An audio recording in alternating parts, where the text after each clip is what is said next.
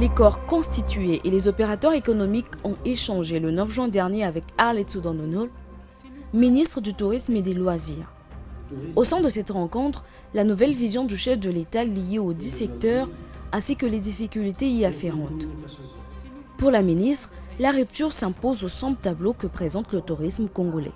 Si nous voulons ensemble réussir, il nous faut aussi dès aujourd'hui balayer devant notre porte. Car si le secteur du tourisme et des loisirs est encore très largement virtuel au Congo, c'est en grande partie à cause de nos propres faiblesses. Et quand je dis « nous », j'inclus évidemment la responsabilité des pouvoirs publics.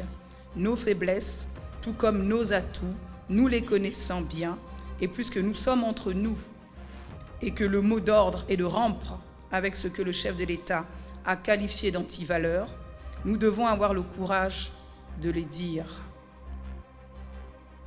Déficit d'organisation et de professionnalisme. Méconnaissance des sites touristiques par les professionnels eux-mêmes. Non-respect des normes en vigueur dans les domaines de l'hôtellerie et de la restauration. Prolifération des agences de voyage semi-clandestines non soumises aux réglementations. Inexistence d'un guidage professionnel organisé sur les sites et les parcs. Prolifération des établissements de loisirs sauvages, salles de jeux, salles de cinéma, machines à sous, mini-parcs d'attractions, à la fois non déclarés, non réglementés, non sécurisés et trop souvent fréquentés par des mineurs non accompagnés. Non-paiement des taxes dues à l'État par certains établissements hôteliers.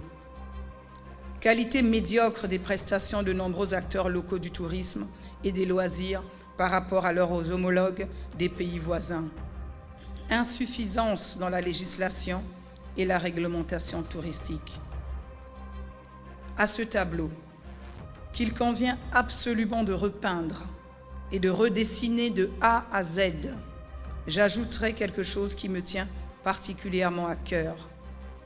Les premiers clients du tourisme congolais devraient être les Congolais eux-mêmes. Et les premiers ambassadeurs du tourisme congolais devraient aussi être les Congolais. Ce n'est hélas pas toujours le cas.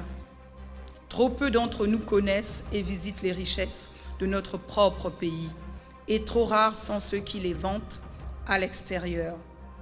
J'ai moi-même plus d'une fois constaté la tendance fâcheuse qu'ont certains personnels évoluant dans les métiers du tourisme et de la restauration, de l'hôtellerie ou des loisirs, à traiter leurs clients africains comme des clients de seconde zone, avec une sorte de mépris, alors que l'étranger, surtout quand il vient d'Occident, a droit, lui, au traitement de faveur que tout client est en mesure d'attendre. Si nous n'aimons pas notre pays, si nous ne nous respectons pas entre nous, si nous nous complaisons dans le dénigrement et l'autodénigrement, alors tous les efforts pour le rendre attractif seront vains. Mesdames et messieurs, chers partenaires, le chantier, comme vous le voyez, est vaste. Il n'en est que plus exaltant. Et je sais pouvoir compter sur chacune et chacun d'entre vous pour le mener à bien. Je sais aussi pouvoir compter sur l'aide de mes collègues du gouvernement de la Nouvelle République qui m'ont fait l'honneur de venir aujourd'hui pour m'épauler dans cette tâche. Le tourisme et les loisirs sont des secteurs nobles, source d'enrichissement humain et culturel, de détente, d'éducation, source aussi de création d'emplois pour la jeunesse et de revenus pour la nation. C'est ainsi que l'entend le chef de l'État, et c'est ensemble que nous ferons ce voyage pour donner à la destination Congo les lettres de noblesse qu'elle mérite. Prenant part à ces assises, Paulo Bombi, président de la Chambre du commerce, Patrick Dor, directeur général du Radisson Blu Mbambo Palace Hotel, ainsi que Gali Sami Bombo, président du patronat congolais, se sont exprimés tour à tour. Aujourd'hui, nous venons vendre un produit, un seul produit, Destination Congo. Ce produit Destination Congo nous concerne tous.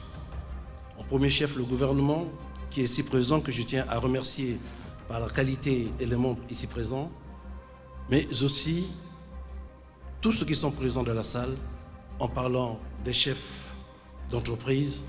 Je cite le secteur bancaire, nous avons le directeur général des banques, nous avons tous ceux qui sont concernés par le secteur du tourisme et de l'hôtellerie, mais aussi ceux qui sont à la périphérie de ce secteur. Madame Soudan, nous sommes venus échanger avec vous, à votre demande.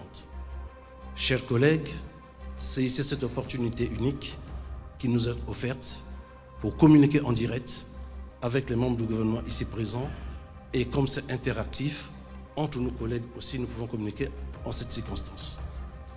Madame la ministre, Excellences, Mesdames, Messieurs, Boyeyi Malamouna Radisson Bloom Bamoupalas Hotel. En tant que vice-président de la section hôtelière d'Unicongo et soutenu par la présidente Madame Parfoni de l'hôtel Elaïs à Pointe-Noire, nous demandons à nos adhérents et à nos confrères de ne travailler que dans le formel. Ceci dit, j'aimerais aborder 3 points fondamentaux de l'industrie touristique avec vous et votre équipe, Madame le ministre. Premier point, le dossier des taxes. 19,8% de TVA, 10% de taxes touristiques et 2% de taxes municipales, ce qui fait un total de 31,8% de taxes sur un prix de chambre de l'hôtel. À titre de comparaison, les hôteliers ne payent que 16% de taxes dans la capitale européenne, Bruxelles, avec 6% de TVA sur les chambres et 10% de taxes touristiques.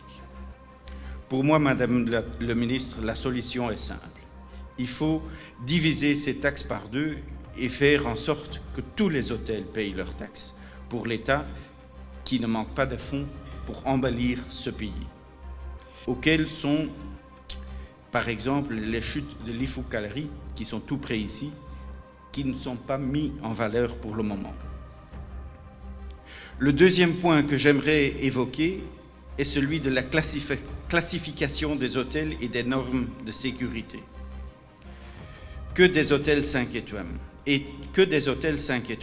mais sont-ils réellement aux normes du voyageur international?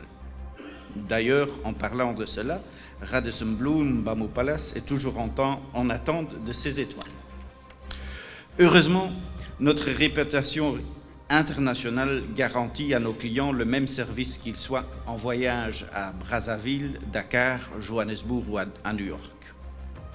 Puis, le dernier point, mais qui est pour moi le plus important, c'est développer nos talents congolais, leur formation. Nous avons apprécié l'initiative de la Fondation Perspectives d'Avenir qui offre une formation hôtelière à 150 personnes. D'ailleurs, nous avons soutenu en accueillant 25 stagiaires dans notre établissement. Mais il est clair que le métier ne s'apprend pas en un mois. Il faudrait au Congo une école hôtelière aux standards internationaux pour former les futurs superviseurs, les futurs chefs de département et les directeurs. Nous pensons que le développement, la marche vers le développement, passe par le développement économique dont le secteur privé se trouve être la locomotive de l'économie libérale et le patronat, le moteur de cette locomotive pour que notre pays, le Congo, accède à l'émergence. Madame la ministre, nous voulons profiter de cette présence pour bénéficier de la perfusion que vous allez nous donner à l'occasion de notre rencontre. Je vous remercie. L'occasion était alors donnée à ces opérateurs d'émettre des contributions et difficultés rencontrées dans leurs activités. À noter qu'à la fin de cette rencontre avec les opérateurs économiques nationaux, la ministre Arlette Soudan Nonol du Tourisme et des Loisirs s'est envolée pour le Maroc et le Togo dans le cadre de ses missions de travail.